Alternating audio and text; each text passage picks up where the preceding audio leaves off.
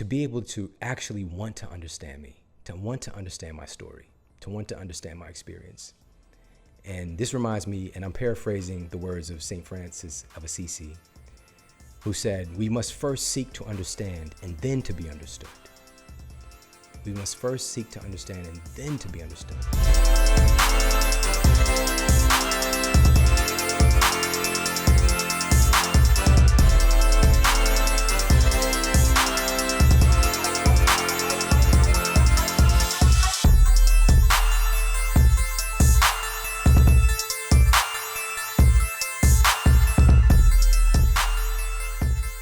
Welcome to the Model Health Show. This is fitness and nutrition expert Shawn Stevenson, and I'm so grateful for you tuning in with me today. This episode is all about transparency. It's all about heart. It's all about sharing. And 2020 has been on some stuff, some crazy stuff.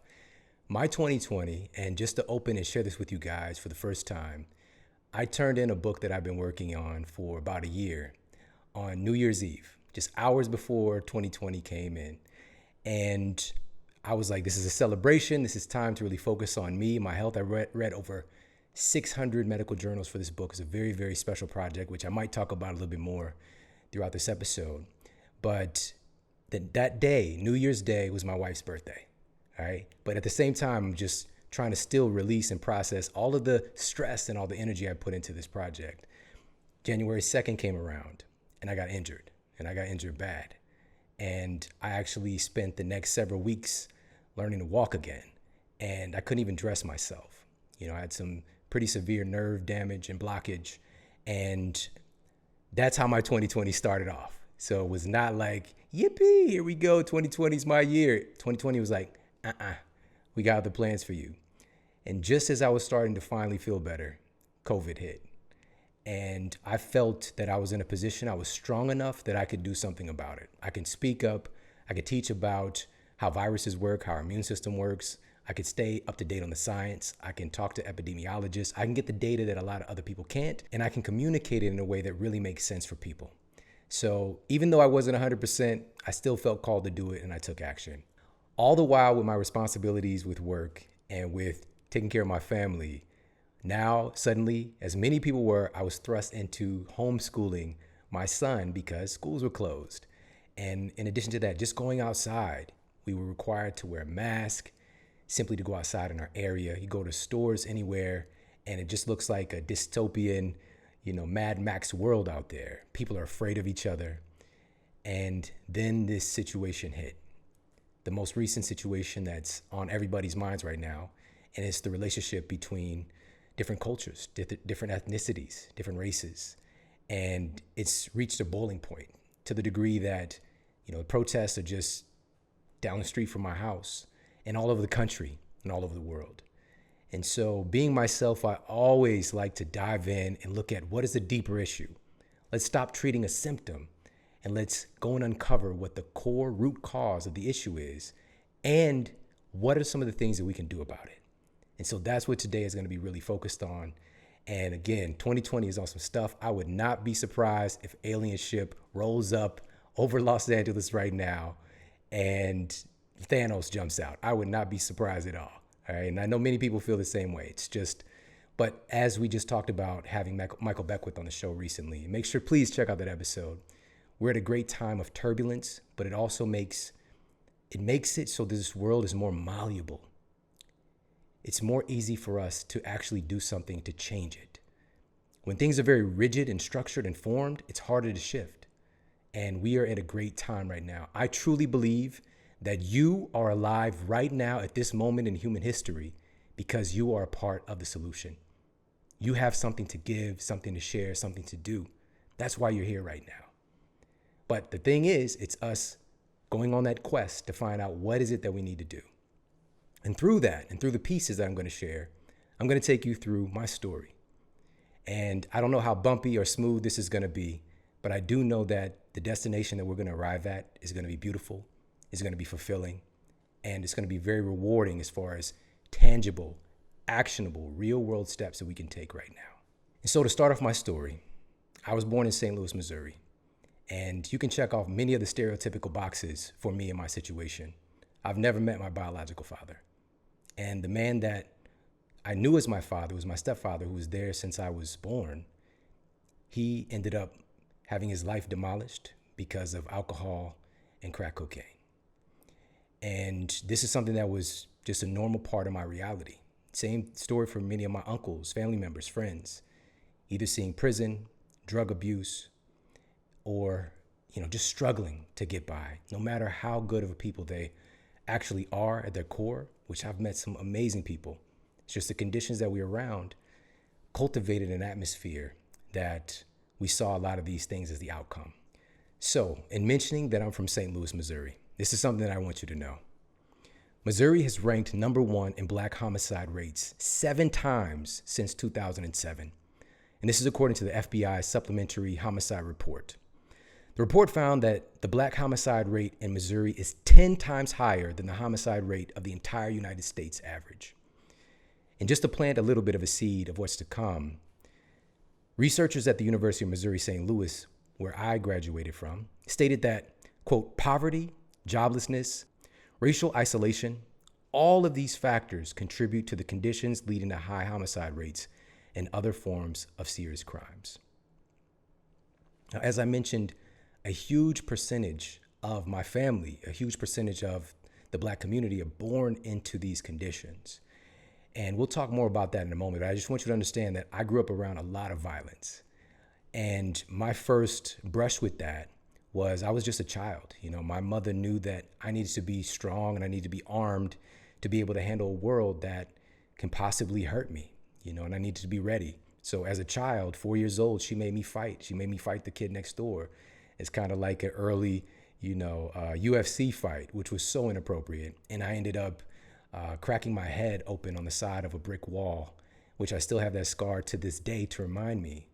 And even though that was not a great stellar moment in parenting, I don't know, and I cannot say if that did not help me in being able to accomplish what I have and being able to survive the environment that I was in.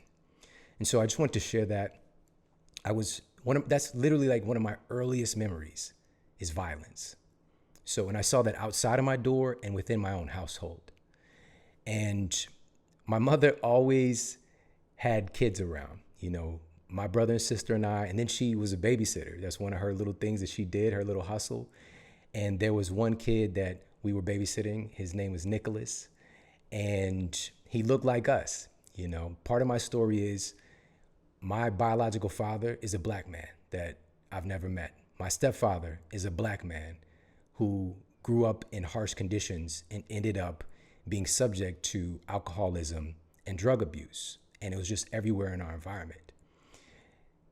So Nicholas was another little mixed kid because part of my family, my mother is, and I know some people, if you haven't listened to past episodes, you might be like, what is Shawn? Is he like I don't know, is he like a Beyonce? Creole? I don't know. But my mother she's a nice mixture of things as well. Native American, Irish, probably why my name is Shawn, by the way.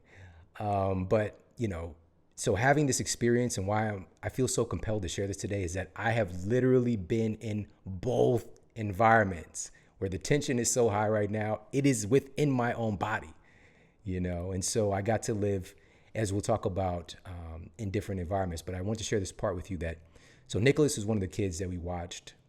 So when I say we, I mean we, because I was changing diapers and looking out for kids and teaching them how to walk ever since I was probably 5 or 6.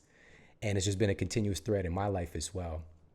And so Nicholas, and we took in, as my mom always does, their family as well. Nicholas' mother and father. And Nicholas' father's name was Maurice. And he looked like me too. And he just became to know that was my big brother. And we all kind of just had a life together where we saw each other frequently, we danced, we hung out, we laughed. But Maurice was murdered.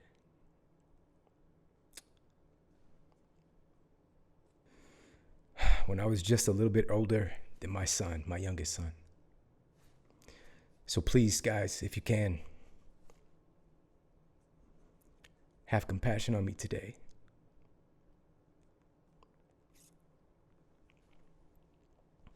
I think this will be helpful to know. How does this happen? There's a meta-analysis from researchers at Columbia University and demonstrated that homicide is the second most influential factor in the lower life expectancy of Black men compared to white men, second only to heart disease. So all things considered, Black men and white men would live the same amount of time if it wasn't for heart disease and murder. The reason I want to talk about this is this is an epidemic of health. This is an epidemic of public health. We're talking about violence, and specifically violence towards a specific part of our community. You know, we are really all world citizens, and we all come from the same source, the same root. We're talking about the human genome and the genetic code. You and me, we are less than 0.000001% different. And it's an amazing, remarkable thing. But for some reason, that small difference has become a huge obstacle that we're still dealing with today. But there are solutions. And that's the beautiful part about it.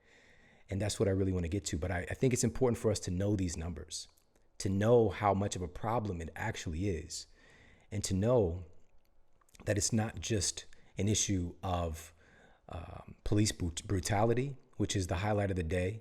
Many people point to the issues of violence within the Black community, but I really want you to understand that these are both two sides of the same coin. Both of these things come together to create the fortune or lack of fortune that many African Americans face. And as a world community, all of us together, we can help to uplift each other and to support each other. But let's talk a little bit more about where this comes from. And so to reiterate, I really want you to understand that this is a public health issue because it's not Alzheimer's, it's not diabetes, it's not cancer. Life expectancy would be the same if it wasn't for heart disease and for homicide. And we'll talk about, again, some of the systemic things that create a situation like this because it's just not normal. And for somebody like myself, growing up in these conditions, I unknowingly come to accept these things as normal. And again, at the end of the day, and where this story is going to lead is that we can do something about it. But I think that my story, and even sharing the story of my big brother that I lost, and just sharing some of the pieces along the way can help us to really make sense of all this. And so just moving on in my life, after that time of having that fight that my mother put me into, you know, at the age of 4, this is when my entire world shifted because I went from living with my mother to predominantly living with my grandmother, my predominantly white grandmother in a nice neighborhood with my white grandfather. And so I'm this little mixed kid with this big curly afro, and they take me in partly because of my mother having a difficult time with housing, with money to pay bills and to feed me, and partly to give me a little bit of an opportunity, you know, to go to a school in a safe neighborhood. And so I was able to take advantage of that. And this is so important to this story and where it's going and what I really need to understand. I needed an opportunity. I needed to see something different. Right now, I've been reading, for whatever reason, I just was called to read the book Outliers by Malcolm Gladwell. And in it, he really describes that there truly are, we think that there are these exceptional human beings and these anomalies. But if we really dive into it, we see that there is a series of life experiences and events that help to shape and create the exceptional people that we see. Had it not been for this moment of exposure to routine, structure, safety, just a routine experience of having a meal and not worrying about where my next meal is going to come from, helped to shape the person that I am. And so in going to school and being so different, it's a predominantly white area, I was already seeing that I was different from a very early age. And the environment let me know as such, you know, kids, you know, giving me a hard time. And I'm trying to maintain my composure today and my expression because we've got a lot to go through, but it wasn't always fun. Definitely wasn't always fun. But within that, a really important moment happened. I remember my first experience with police officers was at the Just Say No assembly, right? Keep your kids off drugs. The dare, keep kids off drugs. McGruff the crime dog was there. I remember McGruff being there. It was like, that was a big deal. McGruff the crime dog. And there was a police officer there as well. And he was sharing about how important it was to just say no and how dangerous drugs were. And the one thing about me, even to this day, and again, it's like this question of nature and nurture, what's in the DNA. But once I get a piece of data that just makes sense, I run with it. I was seeing drugs used in my environment prior to moving in. And I saw that, like, I don't like this. I don't like the way that these people are acting. I don't like the way that it makes me feel being in the environment. I'm never going to do drugs. And that was a decision that was cemented having that exposure. But I want you to understand it's far more difficult if I'm immersed in that environment and I'm being told not to do a thing when everybody in the environment is doing it, no matter how strong we are. But as fortune had it, I was not in an environment where that was being pressed upon me yet. And so I had that experience, structure, routine, education, care and concern, and conversations, as my grandmother would talk to me all the time and love me and nurture me. And just as so many grandmothers do, so having that opportunity, but also having that feeling of safety and structure. I shared this before, but what changed the routine was after second grade. And by the way, even in second grade, this was my first experience of being forced to tell a lie. I was in second grade. I went to spend the weekend with my mother. And, I did something that what kids do, get into trouble. But my mother beat me with the wiffle ball bat, and she accidentally hit me in the eye. And I had like a red blood clot in my eye. And she told me I had to go to school and tell the teacher a lie about how it happened, that I fell. And these are the seeds of my honesty and my always looking for the truth in things. It's because I was told to lie and I saw the lying around me. And not to say that my mother is a bad person. She wanted the best for me. She was doing what under pressure in the situation she was in and the emotions she was experiencing. Of course, she didn't want to hurt her child. And I remember that's like the first time I ever heard her say, I'm sorry. But this was the environment that I was in. And so now I'm going to be put in that environment full time. After second grade, my grandparents moved away and they moved back to the quote country in southern Missouri. And I was going to live with my mother. And now I'm in the inner city. And coming from the conditions I was in prior, now I'm in a totally different culture shock. So predominantly white school, now I'm in a predominantly black school. And I still don't exactly fit in. There was a couple of mixed kids at the school, some Vietnamese kids, and that was it. That was the mixture. It was 98% black at least. But man, the same thread, kids just having fun and, trying to do the best that we can in the conditions that we're in. I love the free lunch program was the bomb. I never got to go there and pick my lunch. We had these little red tickets, and, I was learning and I had the seed planted of education. So coming into it, I was exceeding in school. But back at home, I'm seeing an environment where we're struggling to get by. We're getting food from charities. We're on food stamps. We're on WIC. But my parents are working hard, extremely hard. And my stepfather, he's an incredible chef. And man, he worked his finger to the bone at his job.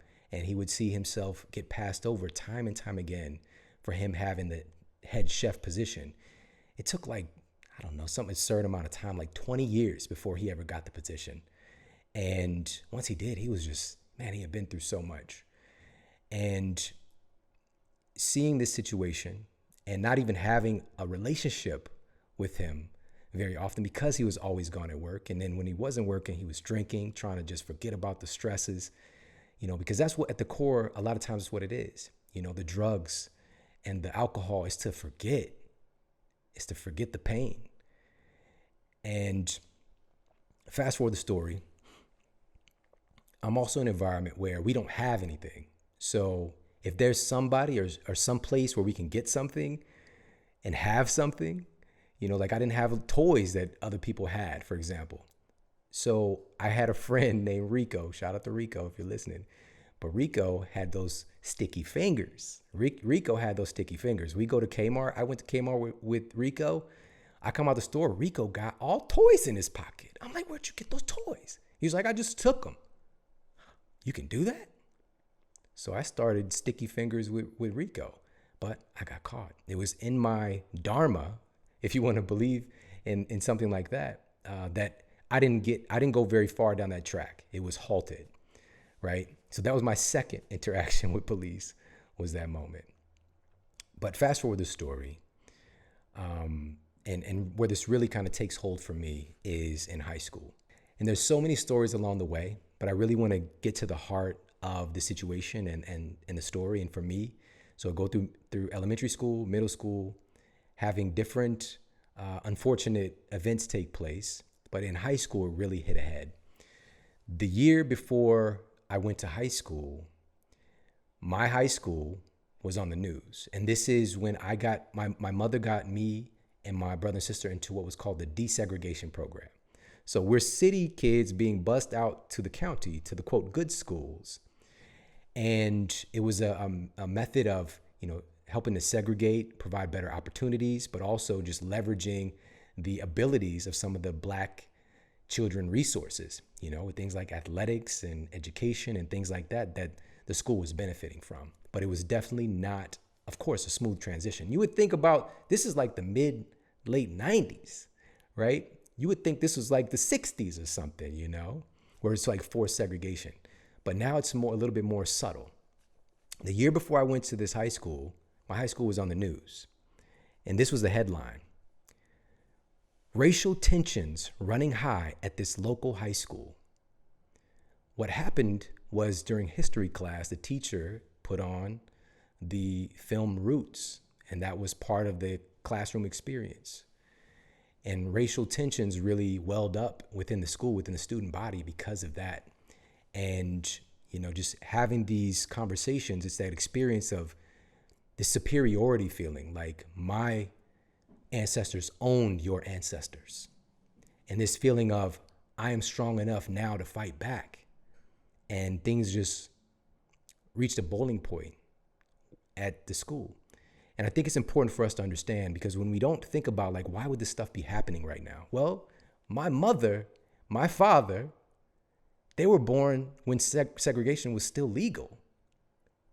Folks are still alive right now that lived during those times. My grandparents, forget about it, of course. Not only did they live during the time that, it was kind of withering away, they lived in times where, it was at some nasty points, nasty times. But what can change just within a couple of years, within one lifespan? And that's the part that I think that we overlook, and how so many of those conditions, because those parents instill certain ways of thinking and belief structures into their children. We all do. We pick it up from our environment. And so I get to the high school, and I know that this is a desegregation program, but I'm just there as a kid, just wanting to play sports, have fun, do my work, and I excelled. I ended up getting accepted. It was the very first year of something called Inroads, where I was able to take college level courses for credit while I was in high school. I was on student advisory committee. I was a scholar athlete. The list goes on and on. So many different things. But when it came down to it, an event took place my junior year, and I got into a fight. And this fight was something that could have been avoided had my voice been heard. This was repeated. This individual, was another Black student. He kept pushing up on me, threatening me, getting in my face, putting his hands on me.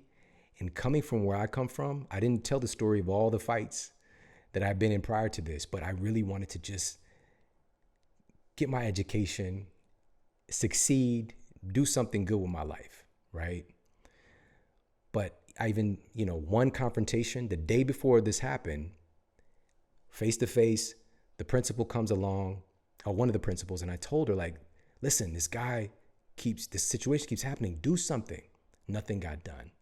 And so the next day, we got into a fight. And what was normal is to get suspended for 3 days, maybe 5 days. I stood in front of the Board of Education of Chesterfield, Missouri, Baldwin, Missouri, just outside of St. Louis, Missouri. So it's like St. Louis County. And this was a table, one of those long boardroom tables of white faces. And I knew that they were not going to let me back in school. They kicked me out of school for 180 days. They kicked me out of the school. It didn't matter how good of a student I was, all the good that I was doing, something that normally would have been 3, 5, 10-day suspension. It didn't matter. It didn't matter. And not to say that the way that I look was the ingredient behind it, but in my soul, I know. In my soul, I know. And I received a message on Facebook several years back from the kid that I got into the fight with. And it's just like, how Facebook is weird like that. Social media is weird like that. You'll bump into people, you'll get these weird connections. And he sent me a message. And I was like, hey man, how are you? And the first thing he said was, Shawn, I deserved what I got. I deserve what I got. Because he was the tough guy and I hurt him. And from that moment, he turned his life around as well. And the work that he was doing at the time, shout out to you if you're listening, was helping kids, high-risk kids in the inner city to find a better way, to find a way out.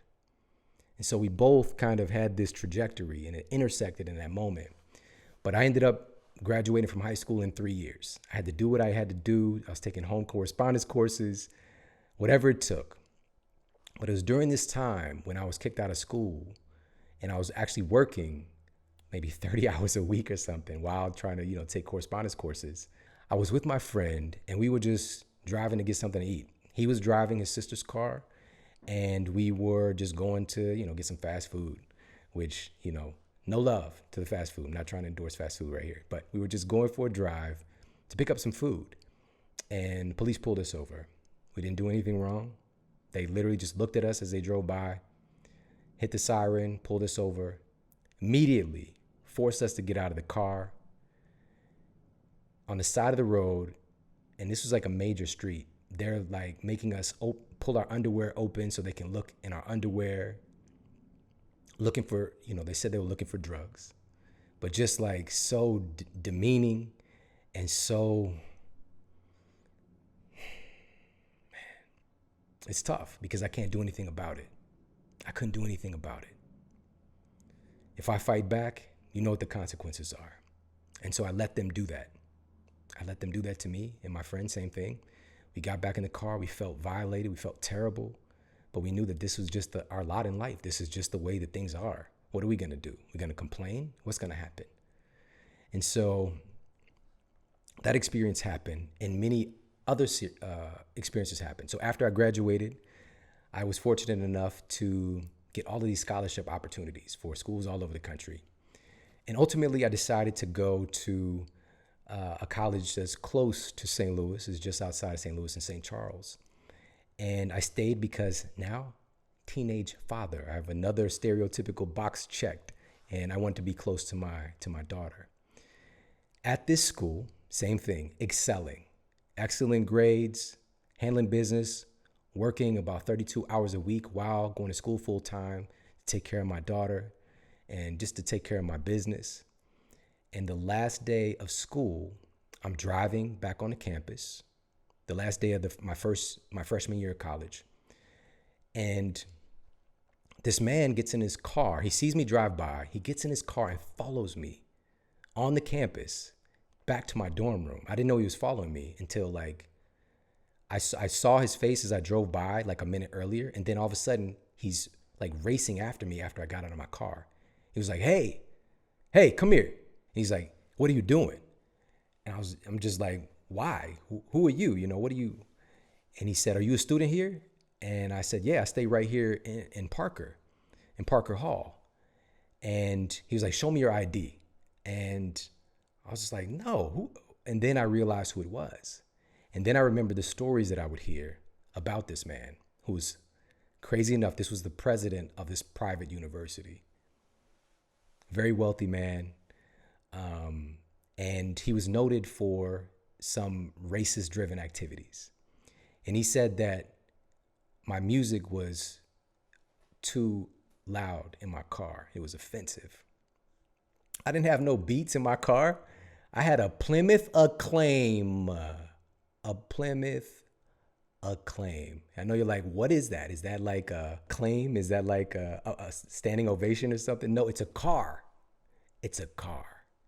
So anyways, I'm just like, what is going on? And I realized who he was. He told me who he was, and he asked to see my ID. I gave him my ID, and he had asked, are you a student here? And then he said that you're not a student here anymore.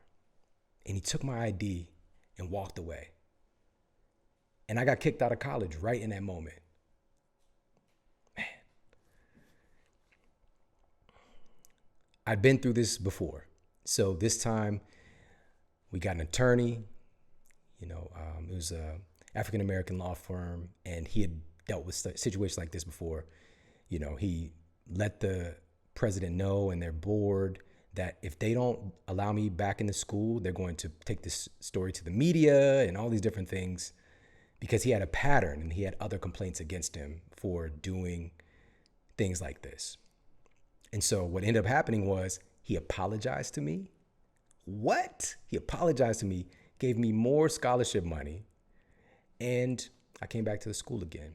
But this is really where the story, the heart of the story, and the thing that I want to talk about today, and really just to give you a foundational understanding, if you don't know right now, with the racial tensions and regarding public servants and police officers, you got to know that, I've even had one of my good friends on the show who's a police officer, and Jamal King, and just understanding that there are wonderful people in all fields doing work, but there's a condition that many people don't really understand unless you experience it. And so while I was at this school, again, like I said, I was working a lot, and I was driving to work, and it's a 2-lane road. So one lane is going, say, east, and another lane is going west.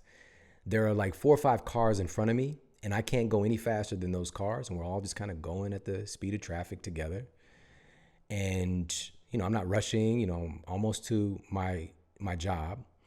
And a police officer drives by me going the other direction, and he looks me dead in my face. And again, this is when I had like curly afro or whatever, and but I still had on, like, I think I had a tie on that day, or at least a dress shirt. And he looked me right in my eyes, and I, of course I got that feeling. And then he made a U-turn on this very tight road to get behind me, turn on the sirens, pull me over. So as the officer is approaching my vehicle, I have my hands where he can see them. I already know the drill. I've got my ID already out so that I don't have to reach for anything. And he approaches my car and he asks me, do I know why I pulled you over? Which is like, first of all, guys, and I know many other people have experienced this, but it's just like, is this a quiz time? But anyway, so he asked me, do I know why he pulled me over? And I said, no, sir, I have no idea. And he said, you were speeding. And I said, I'm sorry, sir, but I'm following these other cars. How can I possibly be speeding? We're all going at the same speed together, and I couldn't go any faster than them. And he said, well, I clocked you at whatever the case might be. And then I said, you know why you really pulled me over. Grabbed his weapon out of the car. He arrested me on the spot and took me to the local jail. And and I was like, how can you arrest me for a ticket? He told me this, and again, I didn't know if the law was true or whatever the case. He said, whenever you get a ticket, you're already under arrest. We just decide whether or not we take you in. And he took me and locked me up, and I needed my friend to get my money out and come to, post the bail or whatever it is for me to get out. And my friend's father is a police officer as well. And he was so mad at me. He was like, because I didn't understand the danger. I did not understand the danger. I made a mistake making that statement. My friend was imploring me how I could have really got myself hurt making a statement like that. But I just been through so much, and I was so sick of it, and I had many prior experiences. But that's what happened. So it's back to business as usual. And I eventually end up transferring schools. And now this is when my adult life really started, was living in Ferguson, Missouri. And I was commuting into University of Missouri, St. Louis, which wasn't too far away. But through that commute, I had a daily commute where I'm trying to traverse my way through Ferguson, which has been noted for issues regarding racial profiling. And so, unfortunately, I was pulled over about a dozen times. And most of the time without a ticket, just, just being suspicious. And it's unfortunate, but I literally, every single day, I would try to find what is the best route to avoid getting pulled over, even if I wasn't doing anything wrong. I'm going to get my education, to learn, to be a productive citizen, but I was a target. And a lot of people don't really understand what it's like. And people that see me, I just had some of this discussion with my mastermind group. And in the group, they just say the same thing that many of you probably feel, is like, I just see you as Shawn. Like, I wouldn't think that these things happen to you. These things have been happening to me my entire life. And my environment is not conducive of me being successful. When I go outside my door of my apartment complex in Ferguson, there's drugs, there's check cash in place, liquor store, fast food on every corner. There's no gyms. There's no close access to education. The school system is poor because it's funded by the property tax of the environment. And as far as like access to healthy food and exercise, even if I had wanted those things, I didn't know where I would get access. And so I'm just in an environment that's conducive to me being stuck in this environment. And I needed exposure. I needed to see something else. But it was in college, I met some exceptional human beings that really had an impact on my life. And one of those individuals is Ronnie Lee. And he's a member of the basketball team there at the college. And we just had a friendship take off, at a point kind of after the college experience for both of us, or towards the end of it, and just kind of knowing each other. But Ronnie dedicated his life to serving inner city students because that's where he came from. And I didn't know this, but Ronnie lost his father at the age of 10 years old. He was 10 years old when his father was murdered by a police officer. He had to identify his father's body. He was unarmed. There's no video.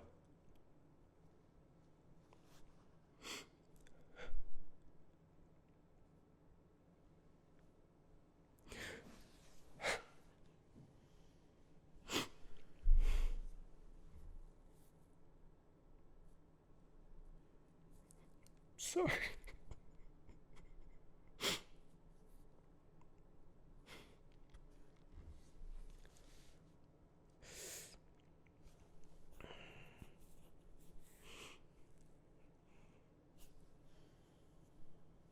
Against those odds, not having his father,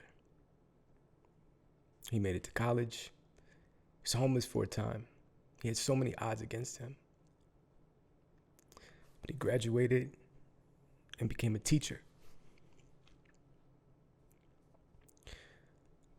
And not too long ago, I rented out an entire movie theater for his students, inner city kids. Many of them don't get the opportunity to see examples of what's possible. So we bust in all of these amazing students. We got to see Black Panther movie, Marvel, and see what's possible. Just some examples, and to hear from me. We can do exceptional things, but you cannot understand unless you walk in our shoes. The things that we face, it's not just hard work. It's one of the stereotypes that African Americans are not willing to work hard. It's disgusting. It's just that in addition to the hard work and rising above poverty, our lives are in danger just by walking out the door. And I'm saying this as a grown man today, just within the last few months, my 8-year-old son, Braden, has been with me during 3 altercations with police officers. You know who I am.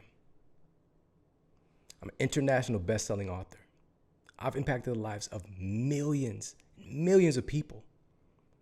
I've had almost 20 years in this field of dedication to serving others. But none of that matters because of the way that I look. I'm a threat. And it's so unfortunate. It's so unfortunate. My son has to be there and see it.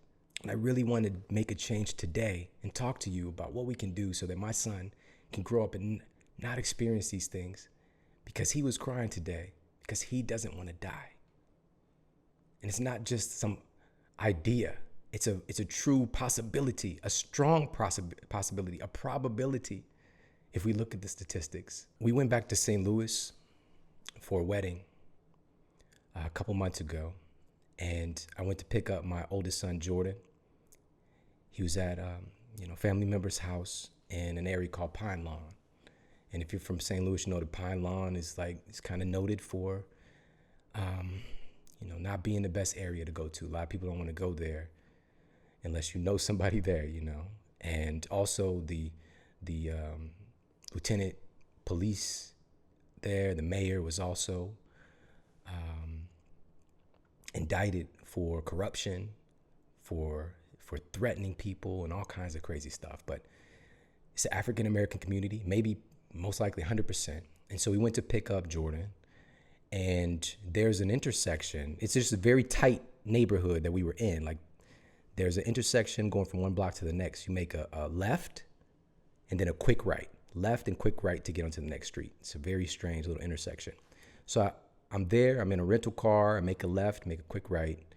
And then out of nowhere, woo woo, I hear the police officer. He was hiding in a little alleyway over to my right, and I didn't see him. And he pulled me over, and I'm literally shocked. And so, of course, I get my ID out, get my hands where he can see him, and I can see him through the rearview mirror. He has his hand on his weapon. He's approaching sideways, and he knocks on the window. He reaches out to knock on the window. And I already have my ID up so he could see it. And he is visibly shaking. His hands are shaking. His hand is on his weapon, unclipped. The belt lock was unclipped. And I realized, oh, wait, I got to make sure that I defuse the situation. And I'm like, hey, officer, how's it going? What's going on? And he was like, you ran a stop sign back there. And I was like, no way. I literally looked over because I could see right where the corner was. And there's a stop sign that was pushed to the ground and twisted. So it's pushed over to the ground and twisted sideways. The stop sign was facing him where he was hiding. And he knew that I couldn't see that stop sign. But he was sitting there setting people up because he knows that in that neighborhood, the chances are somebody has a warrant, somebody has a expired license or whatever the case might be, because they're trying to get by. And then they get this thing added on top of them. It's very difficult to stay, to take care of your stuff. And he knew that he was probably going to be pulling somebody out of that car when he pulled him over, but he pulled me over. And so I diffused the situation. My son is in the back seat. My wife is next to me. He is shaking. Ready, obviously, for an altercation to take place. And the reality is my life could have been taken in that situation had I done one minor move wrong. That's not the story you hear when you read my book or when you listen to the Model Health Show. You don't understand or hear things like this take place. And again, I'm just going to a wedding. I'm not hurting anybody. Matter of fact, my life is dedicated to helping, but it doesn't matter. So I got out of the situation. Didn't even get a ticket, of course, because I did nothing wrong. And 2 other similar situations like that took place in Los Angeles, just in the short amount of time that I've been here. And a couple of those months, several of these months I was injured, so I wasn't even out, but the more that, people are out just living their life, the more these situations happen, unfortunately. And so my oldest son, Jordan, football player, college football player, he said prior to the recent incidents happening that he makes sure that when he goes out to jog, as he's just training for football, he makes sure that he doesn't wear anything that makes anybody scared of him. He makes sure he doesn't wear a hoodie. He makes sure that he wears, some kind of bright colors, because he is aware that he is a target just because of the way that he looks as a young black man. And so again, guys, I want to ask that you have compassion on me today and my experience and the experience of the people that are in my life that I love. There are so many wonderful people in the world. Most people are radically, unbelievably good human beings. But many of us live in sort of a veil where we don't see the reality of many of our brothers and sisters of different ethnicities. And the veil right now, we're getting an opportunity to kind of peek through and start to see more clearly. And data has come forward, because that's what I do. I go and look at the evidence. Like, what does the science say? Now, I've already shared my personal experience with different altercations and situations, but this plays out in a very real world thing where we have this incredible disarray and civil unrest right now regarding the interaction with law enforcement and citizens. But of course, the issue is it's not necessarily just about law enforcement and citizens, because there are some phenomenal, absolutely phenomenal human beings who are police officers all over the country. Absolutely. But there is a core issue that we need to address, because it plays out in the data like this. The National Academy of Sciences has peer-reviewed evidence that black citizens are 2.5 times more likely to be murdered by the police than white citizens. That's insane. That's insane. That should be it should be startling. Not 1.5, not 2.5 times more likely to be killed by police officers. So the question is, why? What's going on here? Now, looking at a meta-analysis from researchers at Columbia University, we find that the costs of committing murder are contingent on the identity of the victim. Okay, the costs of committing murder are contingent on the identity of the victim, the perceived value of the person that you're killing. With murders less likely to be solved and less aggressively prosecuted if the victims are black. And at this rate, according to this study, one would expect blacks to be victimized at greater rates, all other things considered. And this means that black folks face greater danger in all of their interactions, whether it's with other black people, white people, or the like. And therefore, inherent in this is the deep-seated belief that one's life is less valuable, because those who take the life of somebody who is your race are going to be prosecuted far less aggressively, if at all. It creates an inherent inferiority and fear. And this leads in the data to preemptively kill more often, because your life is perceived as less valuable, so you're more preemptive to try to defend that life. That's part of the systemic issue here. Now, it's also important because it's one of the deflecting issues is, well, what about black on black crime? People kill more often the people that they're around. Black people kill black people more often. White people kill white people more often. Native Americans kill Native Americans more often. Unfortunately, humans murder who we are around. This is a public health issue. This is why we're talking about it today, because this is something we can do about it.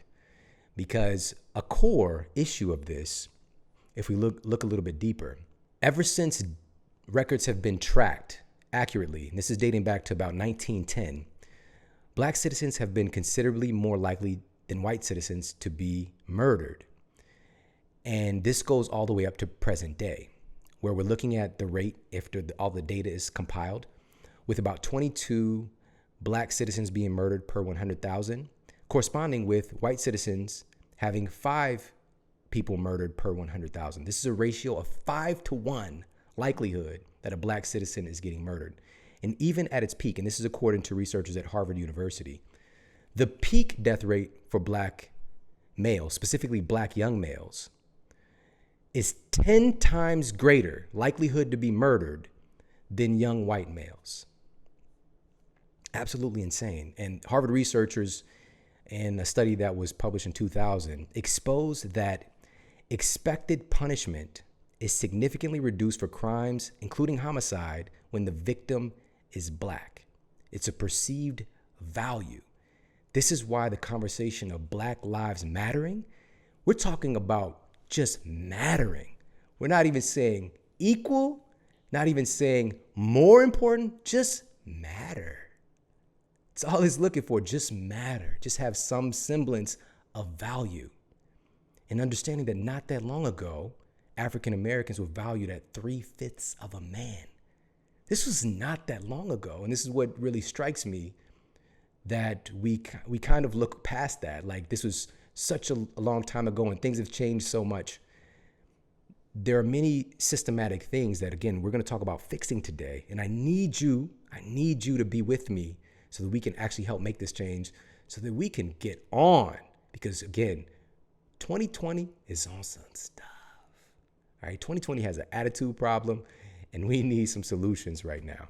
And so looking back at the data, when we're talking about health disparities, when in regards to race, it's not just an issue of homicide, which is incredibly poignant and alarming, but also just disparities in healthcare overall. A peer-reviewed study from the American Journal of Public Health, for example, peer-reviewed journal, as well as many others, documented that healthcare providers are less likely to deliver effective treatments to people of color when compared to their white counterparts.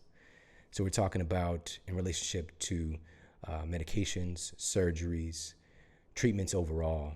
The disparity is seen right there in the evidence, all things considered equal. So we're talking about folks with the same socioeconomic place, the same level of access, but this still happens systemically. And the question is why? And I know many people out there's so many people that listen to the show that are in the health space. And you could not possibly imagine yourself treating somebody differently because of the color of their skin. However, we have these cognitive biases that we oftentimes are not aware of. And it's a very deep-seated issue. And again, we're going to talk about some ways to address it. But right before we get to that, I want to share with you why this issue is still an undercurrent in our society from my perspective. Now, I started this episode sharing a story of my experience in going into high school in a desegregation program and seeing the racial tensions flare up, which was on the local news, and people were fighting, and it's a crazy situation based on the playing of this movie and the exposure of this wound of slavery. And it's just a couple of generations ago when humans owned other humans. They controlled other humans. They beat other humans, raped other humans. There's no concept of punishment for the violence and abuse that took place as people not even being looked at as humans.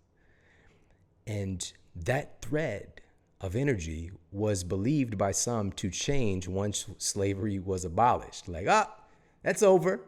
But in reality, there is a tidal wave of events that come as a result of that.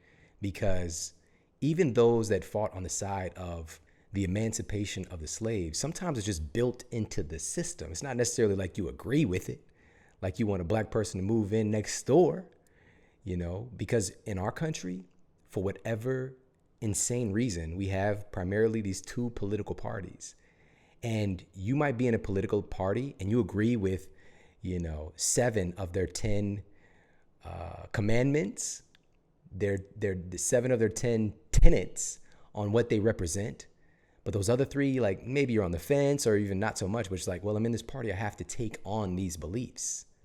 So please understand the majority of citizens were not okay with having, these folks who were recently freed to come and move into their neighborhoods. All right. So Black people had to migrate and find places where they can just set up roots and maintain a level of safety around people who hate them. Can you imagine that in a country where you are such a small minority surrounded by people who hate you, who'd rather see you dead? Now, that led to different opportunities as well. You know, people being able to make their own decisions to a degree, to start to create places of education for their children. But routinely, throughout history, those institutions, churches, burned down, destroyed, time and time again, creating up an entire vessel or a city or community, like what was found in Tulsa, Oklahoma, thriving African-American community, and setting a place where they have their own access to food and supermarkets and healthcare and legal appointments and, you know, barbershops, clothing stores, in this bustling area that was known as Black Wall Street. And that city was burnt to the ground, totally destroyed. Countless lives taken for African Americans in this community. And now it's just the anniversary of this event has just come around when this episode is being published. And it's just a speck. You don't learn about this in history school or in history class in high school. We don't talk about that because it's too close. Like, we don't want to admit that these events happen so close to where we are right now. And so again, when we're talking about, well, you can overcome, you can pull yourself by your bootstraps and make it. You don't have to be in poverty. You don't have to be on drugs. You can make a different choice. What if the choice has already been made for you because of the way the system is constructed to keep you oppressed? Now, this thread, things changed. Again, things continue to evolve, but we had laws of segregation. Again, in my parents' lifetime, and definitely your parents' or at least your grandparents' lifetime. This is like so close that we literally have millions upon millions upon millions of people walking around right now in our country who were alive during segregation and have those deep-seated feelings that are still there of Black versus white, of Black citizens not having value, not having as much value as a white life. And it plays out in the data. That's why I wanted to share this with you. It isn't just like, oh, this sounds like, I don't know if that's true. Maybe it's just a way of thinking. It's a systematic issue. And so to address a systematic issue, we have to look at what the cause is and realize that this is not that long ago in human history when we're, because that's one of the deflection points is, why don't people just work hard? Why don't they, when we talk about my stepfather, for example, he worked extremely hard, harder than most people you ever meet. But the opportunities for him to make it out of the situation that he was in were far in between. Him being harassed by the police several times himself, just trying to get to work. Him trying to, have some form of family structure when he didn't have it as well. And his mother experiencing the oppression of segregation and losing his father at a young age. And it's just you're coming into the situation without some of the advantages, because it's a huge advantage. My son Braden has a huge advantage. I talked to him about this today. He has both parents who love him deeply right here in his household with him. Advantage. He has wonderful access to education. Advantage. He has wonderful access to health and to healthcare and things that support his health and well-being. Advantage. These are all things that I didn't even know existed, right? Me having both my parents in my home, I never met my biological father. And my stepfather is alcoholic, he's on drugs, and worked every other moment of his life just to make sure we can keep the bills paid, right? And in those environments, my mother worked so hard. Like I said, she had her hustle, she'd do the babysitting thing. She worked overnight at a convenience store. And being in the environment, even if you're trying to do right, trying to make money, trying to make a better way for yourself and your kids, my mother was stabbed several times while she was at work, working overnight to fend off an assailant with a knife. And for somebody to say you just need to work hard, this is the land of opportunity, we need to wake up. We need to wake up. And we need to help each other. We need to support each other. We need to love each other. Because again, most people are good, amazing people. But we have a systemic issue that is taking the lives of so many people, of so many good people, of so many valuable resources. And today, this is starting to change. So let's talk about some of the things that we can actually do to make a shift in what's going on. Obviously, education is at the forefront here, but we talk about this in the context of like education is a savior, but it's not just that. It's how it happens. All right. Access to education is one thing, but the quality of that education matters too. And being able to make it stick. This is why I created the Model Health Show, to take complex health and nutrition and, biology and chemistry and anatomy and all these things and make it make sense, because these are all beautiful things to know about. I think that all of us should be somewhat of an expert on the body that we live in, but to make that happen, this is something that I didn't receive in school. And it led to me being kind of disenchanted by that system. And now it's my deep passion. And so today, one of the things that you can do to kind of help to make a change and a shift, as many people right now are protesting all over the country, all over the world for changes in our socioeconomic system at its core, but specifically we're looking at the issue of police brutality and people being able to take other people's lives without repercussions. And if you saw the video of George Floyd, you saw one thing, this man that was kneeling on him looked right into the cameras. He was calm, cool, collected, because he's done it before. This is not his first rodeo with taking somebody's life. This is not his first rodeo with stepping on the rights of another human being. That's why you see that. And so we have to call those things forward, because the great news is we can see it today. We can see it and we can address it, because he does not represent the majority of police officers. However, within that construct, because of some of the data I shared, there is an inherent fear of Black citizens. There's an inherent fear and an inherent undervaluing of Black lives that's shown clearly in the data. It's not just an imaginary thing. And so if you know that somebody's life is less valuable, the repercussions for taking that life are not going to scare you. And so the real issue that we are targeting today in the systemic oppression of a certain class of people, and also the ability to take the lives of another human being, to oppress and damage the lives of another human being without repercussion, the system that allows that is what we need to address and to change. And that's where we're really heading today.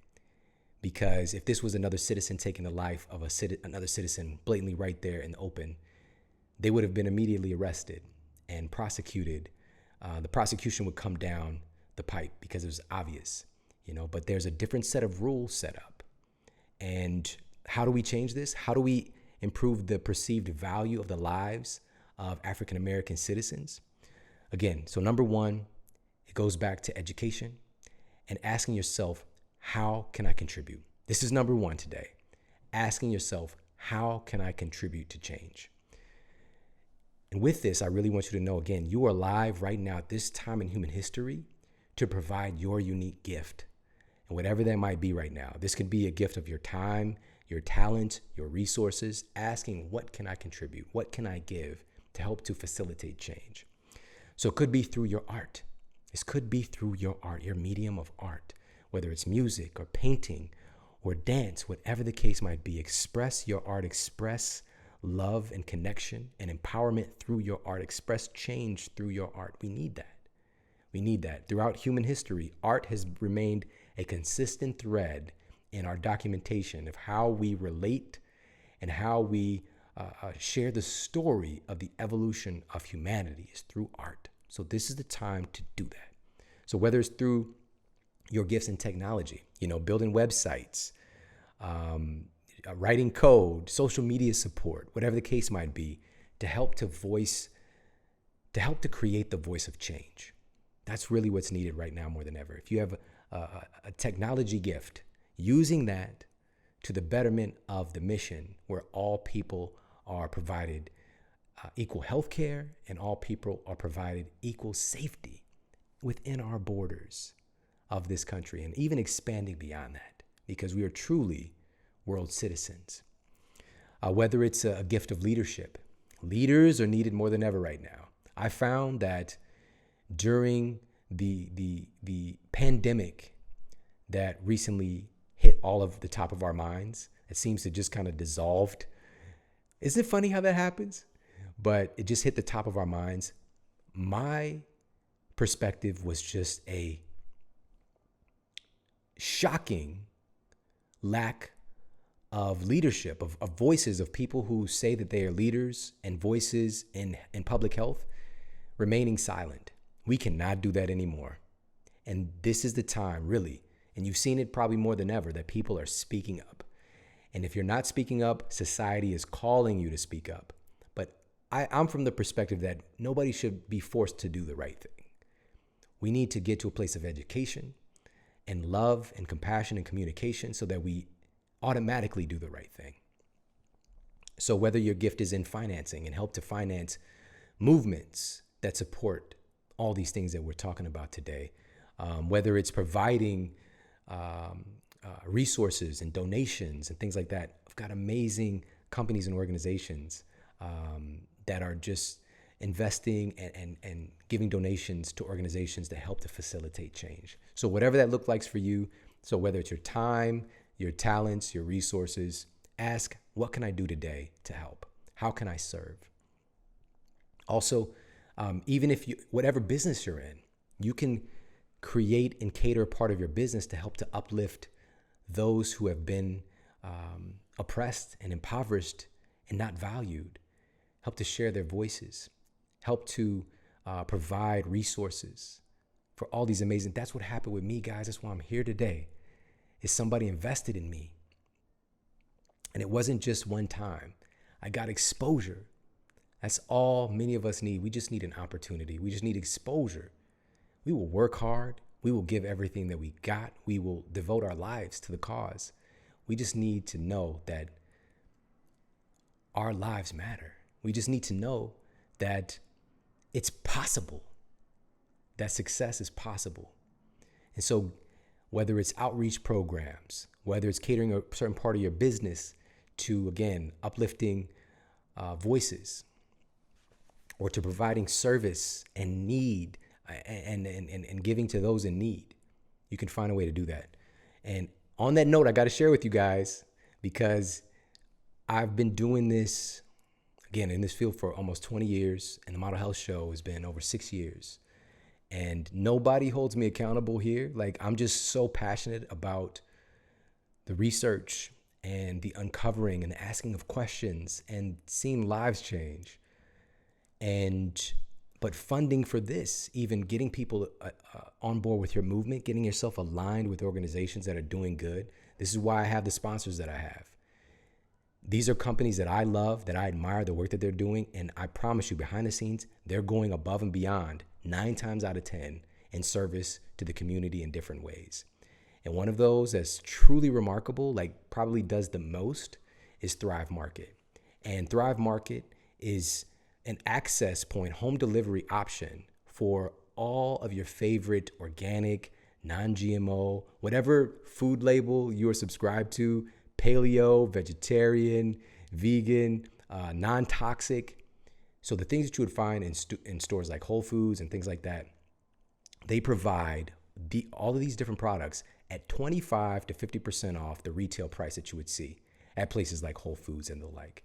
And it's absolutely amazing that they have created an organization like that. But they do that because they cut out the middleman. They cut out the storefront area. It costs a lot just to put stuff in the stores. And so providing that access, but also they give so much. Already to date, they've accumulated over $400,000 in aid for folks who've been affected by the ramifications, the economic ramifications of COVID-19.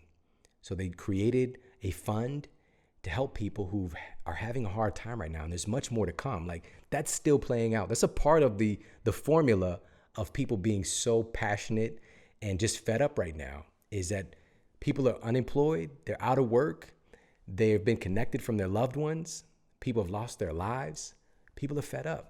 But it's just stirring up this pot of change that can take place right now. But we have to get a mental and emotional handle on this situation. And again, ask, how can I serve? How can I help? And so definitely support companies like Thrive Market. But truly, I'm just being real with you. It's more so supporting yourself, because you save money, you get access to curated top quality products. And every time you spend money at Thrive Market, there's opportunity there for you to give, because they're providing free memberships to folks who are, in poverty, folks who are, retired veterans, school teachers, people who really need it that might not necessarily be able to afford it. And they've got 2 options now for membership. So this is the best time ever to get yourself a membership at Thrive Market. Go to thrivemarket.com/model health. All right, so that's thrivemarket.com/model health. And you're going to get access to, potentially you could save even $20 off of your first purchase, depending on what you're buying and things like that. But even if you're not getting that, you get access to all these incredible specials that they're giving pretty much, I think, at least once a week, but definitely each month they're changing and giving all these cool specials for, when you buy certain things, you get other things. Really amazing organization. And they're dedicated to doing good and to being of service to the movement of equality and supporting each other, because that's what it really boils down to. So again, pop over to check them out, thrivemarket.com/model health. And as we move on here, so that's number 1, is ask yourself, how can I contribute? And number 2, we want to proactively and consciously reach out and provide education and business/employment related opportunities to folks in underserved populations who are more susceptible to the ramifications of violence. Part of the cure of violence and homicide in our society is helping folks to get out of poverty. And for me, again, I'm a perfect example of having access. I had to fight. I shared not my entire story, but a big part of my story, because I had to fight so hard over and over and over just to protect my life, to be able to make it here today. People should not have to go through that. At different turns in this situation, losing my loved ones, I could have lost my life, and you would have never even known my name. But I made it through, and I'm not an anomaly. It's just this little crazy, perfect storm of events that helped to create the person that I am. And so we need each other. And so to provide those opportunities today, proactively, consciously, we can help to change the landscape of this thing. Number 3, when we're talking about a specific issue and this is what everybody right now is on the top of people's minds, is having more accountability for our law enforcement. Now, again, so many amazing people that are dedicated to protecting and serving the community. This should go without saying. However, having the ability and the right, the license to kill, should come with great, absolute great responsibility and a great ability to have emotional fitness and intelligence. And with that, the system itself has to change. The structure itself has to change. But this is just talk until we find out, what are some of the actual things that we can do to change the system to make sure that the system doesn't allow for the abuse of power to take place, because we do know that it does take place. One of those things is speaking up about qualified immunity to your local politicians, public forums, wherever it is, your state politicians. People are trying to get elected right now. People are trying to get elected to positions of power in your area and also all over the country, for the, our government body, period. And it's up to us to make sure that they are addressing the issues. You bring it up wherever you go. You bring up these issues and ask them about repealing things like qualified immunity. Qualified immunity effectively makes it almost impossible for a civil suit. So we'll say that a police officer brutalizes an individual or takes somebody's life. Their family cannot go after and to sue that person for taking their loved one away from them. This is something that's seen in civil aspects every single day all over the place. If somebody is harmed by another person, you have the ability and right to take this to a civil issue. But qualified immunity protects police officers essentially from being able to be held accountable, financially liable for their abuse of power. And that enables it to continue. So I hope that makes sense. This concept of qualified immunity, right? Qualified immunity. And you can just do a Dr. Google, look into it, research it. But this is an important thing that needs to be repealed. It needs to be removed. We cannot have these levels because these are still people. We're people. These are people who their job is to protect and serve their community, to protect other people. But unfortunately, that power is abused. And that is being highlighted right now. It's brought to the surface right now so we can change it. Someone actually asked me, if police officers are being sued and fired and held accountable for their negative actions, when they are wrong, when they actually take somebody's life or wrongly injure somebody else, or wrongly hurt and abuse somebody else, and if officers are being sued and fired, then how will we be able to keep a police force? What? Just like any other job. If you mess up, if you don't follow the rules, you lose your job. But it's coming into it with the higher standard of what that job entails in the first place. Because right now we don't have that. We're talking about levels of the way that our police system is operating. And so the best officers who are righteously doing their job, who are taking care of their community, who are still, again, potentially putting their lives on the line. These folks are coming into a situation where their judgment and their character has to be of a higher magnitude. If you are in control of other people's lives, literally, because you can walk around strapped up, they cannot put a hand on you, but you can put a hand on them. We need to be very judicious and emotionally intelligent so these interactions can go well. Many people don't realize that, on average, police officers can receive 100 or even 150 hours of combat training and less than 10 hours in de-escalation training and human communication, right? That makes zero sense. It's training people to be violent instead of training them how to handle situations. So what is your biggest tool if this is what you're taught to do? So again, we need our officers to be trained to handle difficult situations, but more so, because that's still in the minority of the situations they face, more so, we need to be trained on human connection and psychology and de-escalation and communication, because oftentimes situations can be de-escalated and resolved through good communication. Because again, most people are good people. And sometimes bad things happen in conflicts between good people. And police officers need to be able to step in and to have their heads about them to be able to handle the situation. And if we make changes in the responsibility and the code of ethics and making sure that after we have these certain amount of offenses,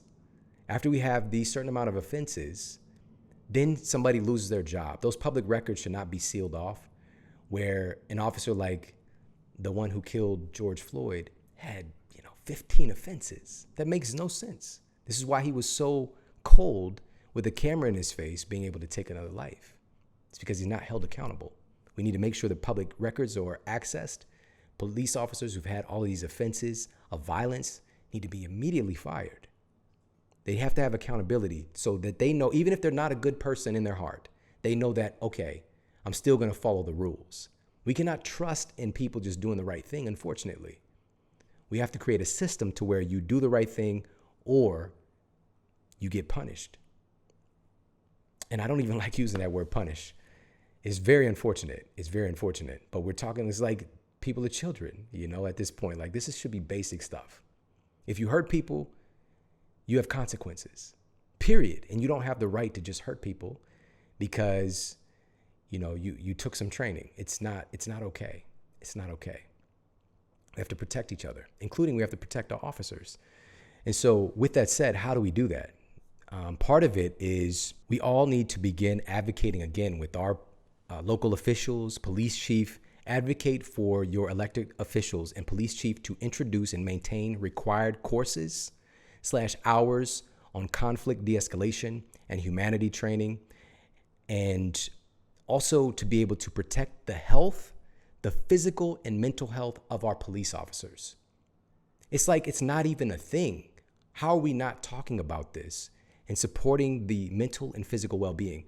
Because at its core, when somebody is not well, it is far less easy to be compassionate. Not saying it's impossible, but hurt people hurt people. If you're physically and mentally unwell, it makes the job harder. It just does. We got basic studies with couples not being able to resolve issues when one of them has a blood sugar crash. This is in the data. People arguing more, not being able to handle conflicts. Now bring guns into it. It's very basic stuff. And so as a matter of fact, a lot of people don't realize the stress that many police officers face. And right now, police officers are at a higher risk of suicide than any other profession. And suicide is so prevalent in the profession that the number of police officers who died by suicide is more than triple that of officers who were fatally injured in the line of duty. Researchers are attributing these statistics to the unique combination of easy access to deadly weapons and the intense stress. This intense stress is heightened by the erratic sleep patterns, the lack of ability to spend time de-stressing with family and friends, and the pressure that they're under. Escalated more by the overall poor health that's seen across the board in police officers. There are some exceptionally healthy and fit police officers. I know some of those guys are my friends. But as a general rule, higher rates of diabetes, higher rates in heart disease, oftentimes more so than the general public. We have to make sure that folks are getting healthy. And if they're responsible for other people's lives, we have to make sure that we are taking care of their lives. There has to be a system in place to make that happen. And it starts with our officials, our elected officials, and making sure these things are put into place, making sure that they have health programs, not health care, which is usually sick care, but health programs that are giving them counseling on nutrition and support in nutrition and stipends, even for healthy food. Exercise, community group exercise with police officers. You go to police, you go to the police academy. Whenever I think of police academy, I think of the movie Police Academy. All right. Shout out to Steve Guttenberg. All right. But, after that, it's pretty much downhill from there for a lot of police officers as far as their training and their health, their physical fitness. So making sure that they are able to, by requirement, maintain a level of health and mental health. Because again, and I hope you really get this, the number of police officers who died by suicide is more than triple that of officers who were fatally injured in the line of duty. They're more of a danger to themselves than the community. Just let that wrap around your mind for a moment. If they're more dangerous to themselves, how much do you matter? We have to take care of the physical and mental health of our police officers, period. These are core, again, we're trying to treat symptoms, make them behave, make them do the right thing. It's harder when you don't feel well. It's harder when you're not healthy. It's harder when you don't have community support. And I'm not talking about the police brotherhood. I'm talking about support from the community, friends and family, not just the day-to-day stuff, but true, the experience of love and affection and time together. So many people are overstressed, again, erratic work schedules. And then just like so many of us, again, even as I'm saying this, it's not just police officers, it's our country as a whole. We have to take better care of ourselves. And we have to hold our friends and family accountable. Check in on them. Make sure they're doing basic things to take care of their health. It's so important. So I just wanted to share that. We have to bring these things up to our local officials. So if you're going to any rallies, if you're going to any town halls, bring up qualified immunity, repealing that. Bring up rightful action for brutality. Bring up making sure that we're taking care, that we have programs in place for our officers to maintain a level of health and well-being. How important is it? It's one of the most important things in our reality right now. So, and these things are not difficult. These things are not hard to fix. Somebody we've had on the show before, Rob Wolf, they did a pilot study with police department in Las Vegas, for example, and making sure that they had training on sleep, wellness, and training on nutrition.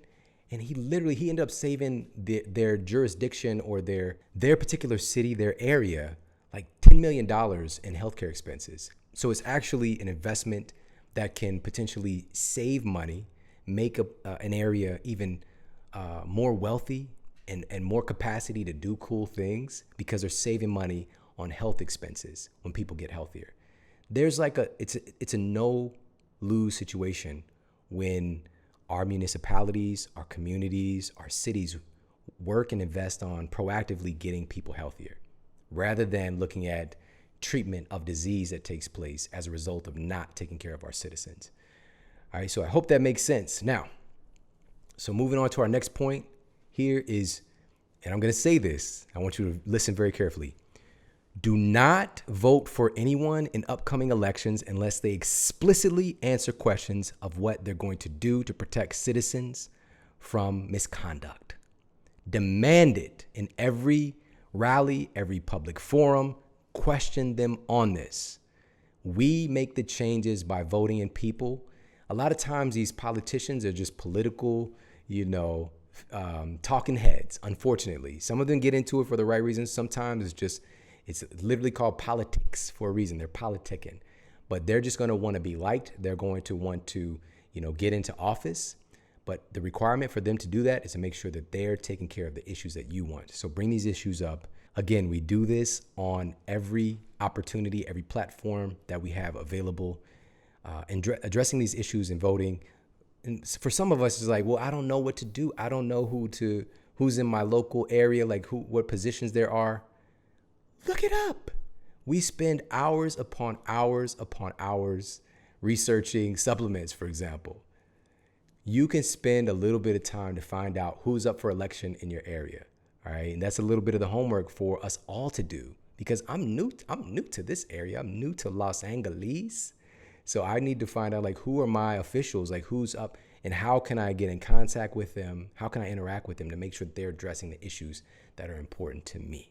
Right. So we can all do that. And on the supplement side, I got you. I can help you with that homework on that. I mean, even right now, I've been feeling the stress, and I know that many of us have. And so I've been proactively let me get some of these other things in my body that have some credibility and some science behind helping me to modulate stress. One of those things, this is a double-blind, randomized, placebo-controlled trial, and this was published in 2008, found that ashwagandha was able to reduce subjective stress and anxiety and reduce objective levels of cortisol and C-reactive protein for study participants. Another double-blind, randomized, placebo-controlled study, and this one was published in 2012, found that ashwagandha can safely and effectively improve an individual's resistance towards stress. Give me. I want it. I want ashwagandha right now. This is one of the things, I don't talk about it enough, that's highlighted in Organifi's green juice. All right, it's one of the ingredients in there. This is why I love that freaking product. Not only do we have all these green superfoods, but we also have ashwagandha in there. And so some of the green superfoods obviously being spirulina, 71% protein by weight, super dense source of chlorophyll, blood building components of iron, magnesium, and all these other wonderful things. Same thing with the chlorella in there. Oh my goodness. Stem cell genesis is one of the things that spirulina is clinically proven to do, which stem cells are needed to make everything in your body. Right now, I'm sure many of us some of our brain cells are getting fried out. We need stem cells to make new ones. So such a wonderful product, and it actually tastes amazing. It's one of the things that, my kids have. Even my son's best friend next door, Avery, shout out to Avery. He also does his Organifi as well. These little 8-year-olds, whoa, jumping the gun, 8-year-olds who they just finished today, their last day of being in second grade. So congratulations to my son Braden and his best bud Avery.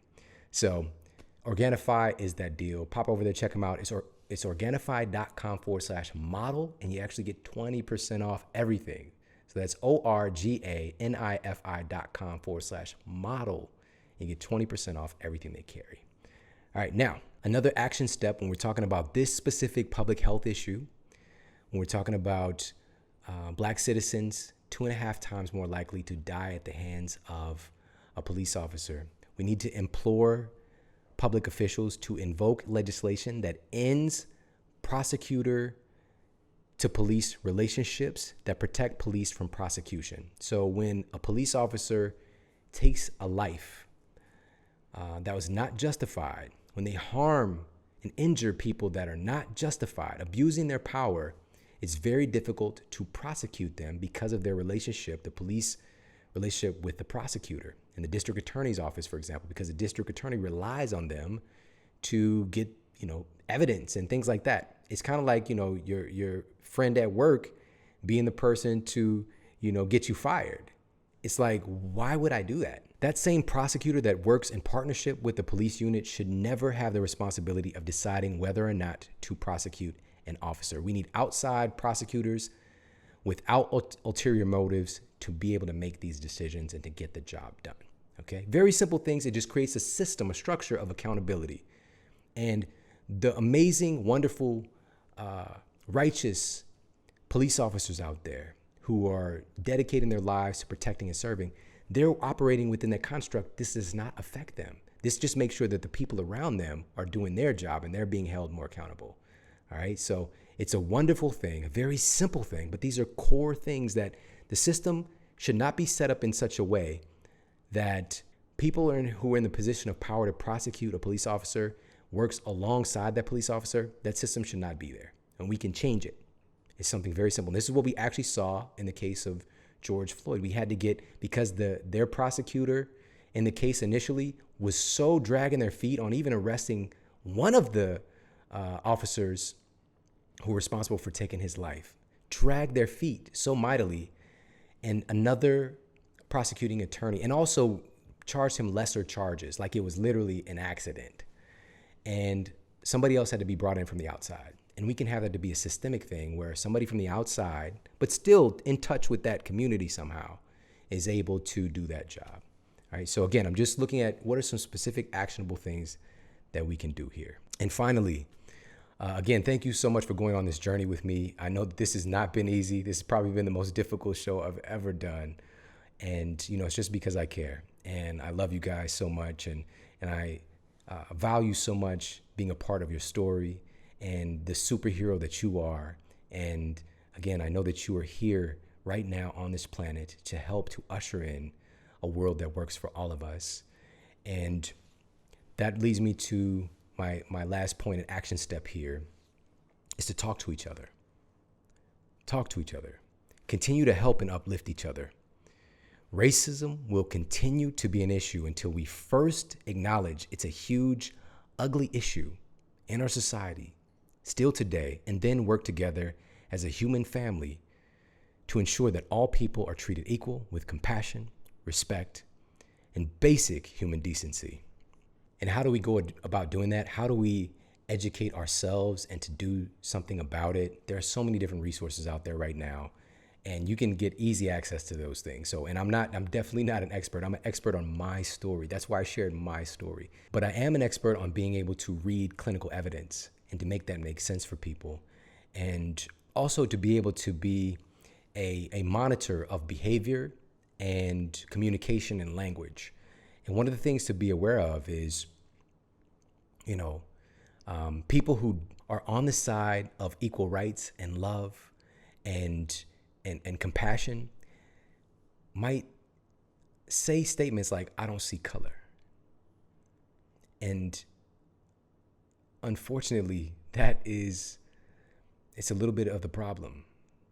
And I know that some people listening right now is like, that's what I say. To me, you're Shawn.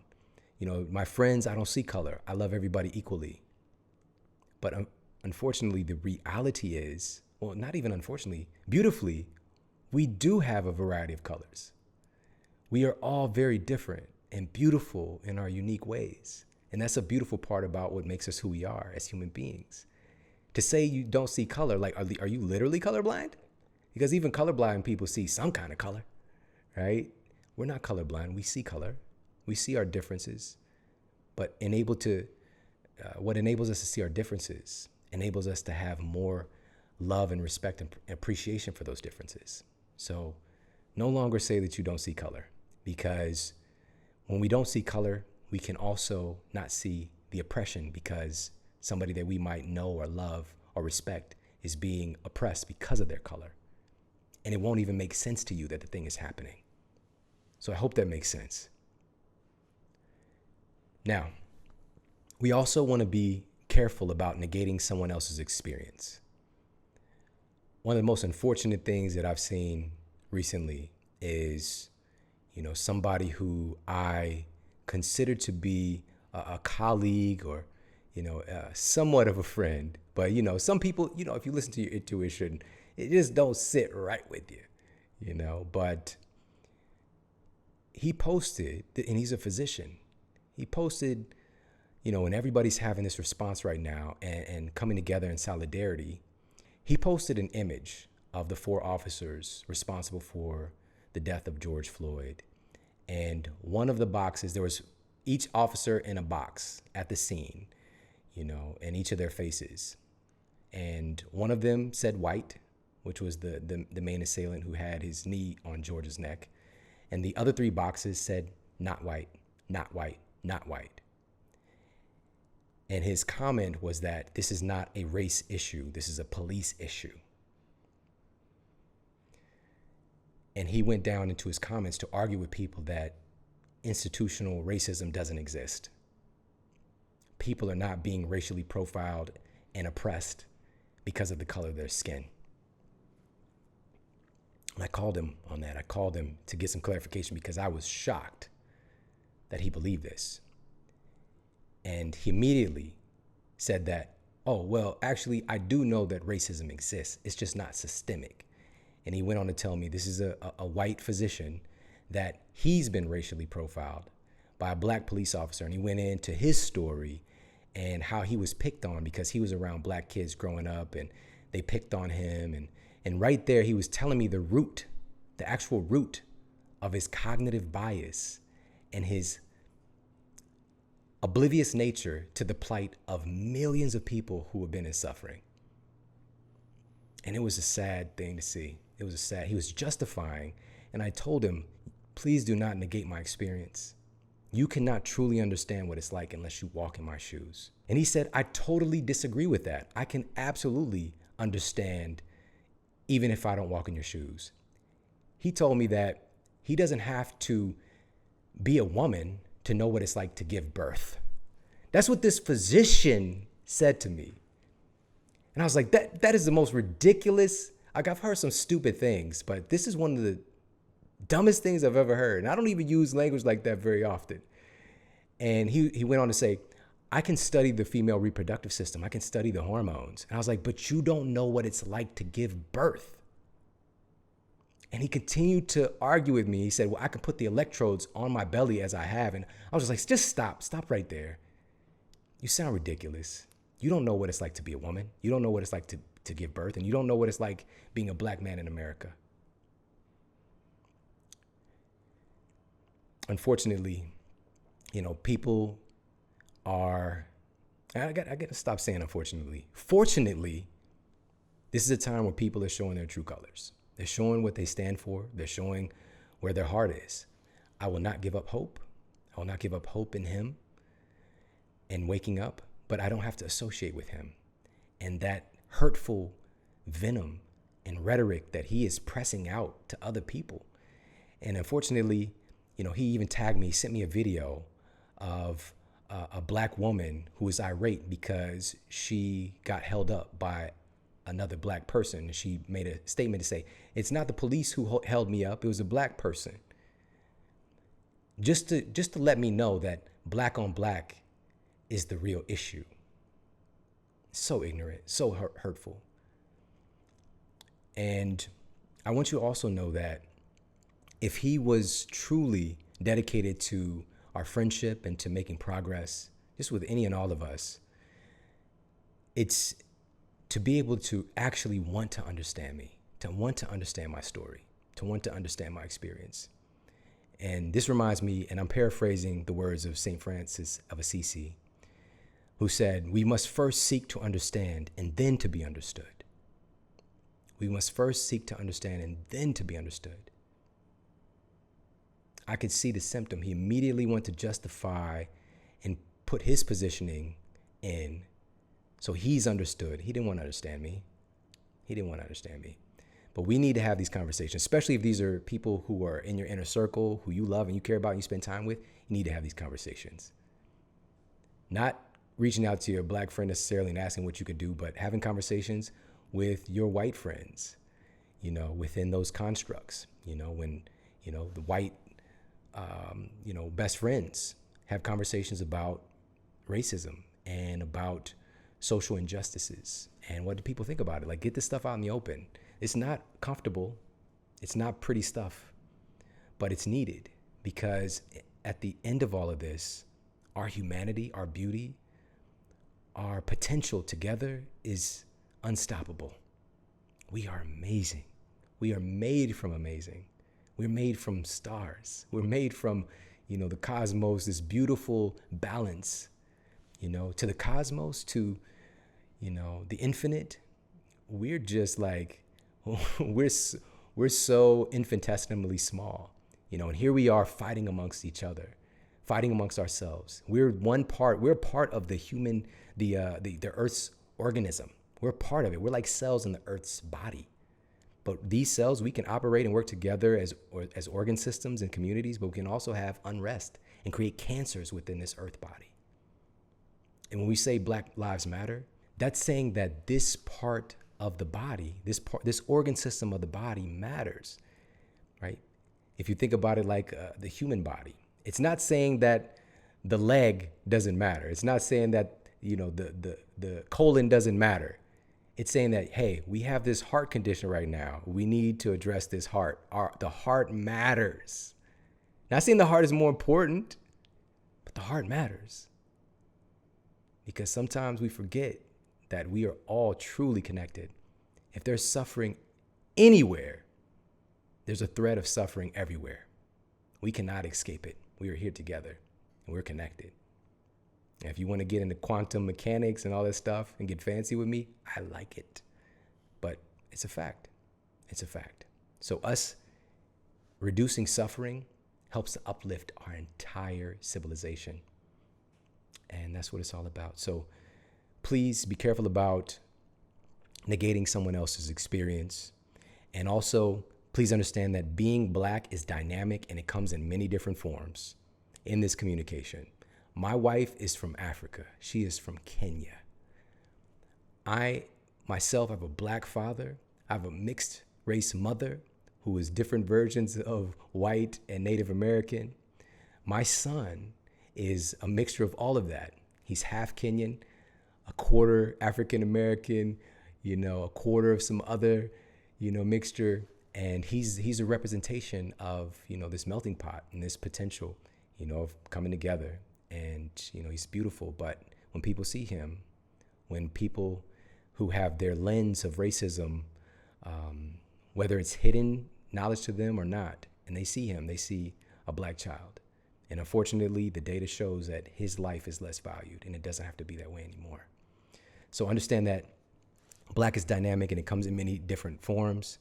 And, even our next door neighbors, some of our good friends, the Johnsons, their dynamic of Blackness is beautiful and different as well. And with that said, I want you to know that the words of one Black person definitely does not reflect the feelings of all Black people. Right now, a lot of people are speaking out. There's a lot of conversation going on. I want you to be mindful of who you're listening to.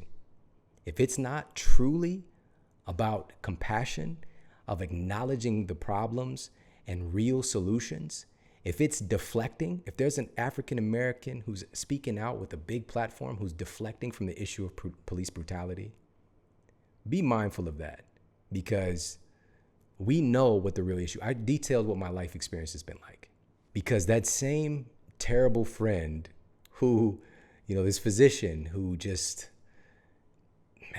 really said some very hurtful things to me with his ignorance. He also tagged me in this other video from an African-American woman, and she tweeted out that Ahmaud Arbery was not a jogger gunned down for the crime of being Black.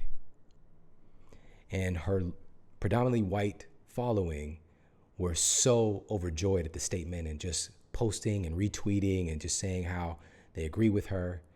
However, the African-American community, that is so inappropriate and just a terrible thing to say, because it's deflecting from the point that this man was murdered.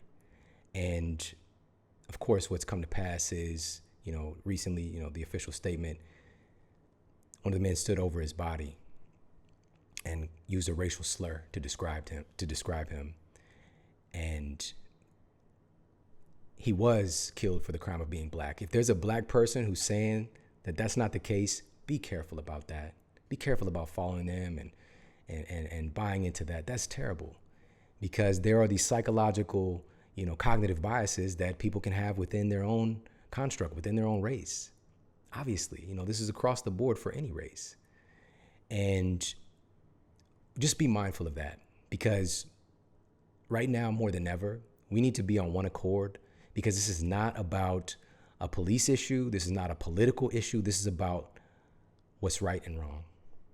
This is about basic human decency and respect. This is about our potential and learning from our past mistakes and truly making systemic change so that all of us can thrive. Because truly, we all do need each other. We all are here together on this planet right now in human history to do something special. And for that to happen, I ask you again, what can you give? What can you do? What service can you provide to help to usher in this change? Just think about that. What gift, talent, capacity, the gift of your time, resources do you have that you can utilize right now to help usher in this change? We need you right now more than ever. All right? We've got the world, in the words of Michael Beckwith, is fluxed up. And right now, it also presents an opportunity for us to mold it into something more beautiful, more powerful, and a world that works for all of us. But it's up to us. Thank you so much for hanging out with me today. Again, I appreciate you for going on this journey and for having compassion on me in this moment. And I hope that I provided some actionable things to help you to get started, to get going, and just continue to educate yourself. There are wonderful books out there, documentaries, films. When They See Us comes to mind on Netflix. It's I think it's mandatory for everybody to see that and to see the current state of things. But there's many different things that you can get access to. Have conversations with different ethnicities, people of color in your life. Also the people that are of the same color as you. Those are some of the most important conversations to have for all of us, whether it's black people having conversations, white people having conversations. Let's have conversations cross-cultural and also within our own construct, because it's important. We got to talk. We got to talk so that we can prevent these negative things from happening anymore. We can make it a footnote, a dirty spot in humanity, in the history of humanity. But I got a feeling in 100 years, people are going to look back at the page in their history book in 2020. It's going to be a thick chapter. It's going to be a much thicker chapter than the rest of them. But again, we're a part of it. We're part of this history and where it goes from here and what people are going to be reading in 100 years. So I love you very much. I appreciate you. Thank you so much for spending time with me today. Take care. Have an amazing day, and I'll talk with you soon.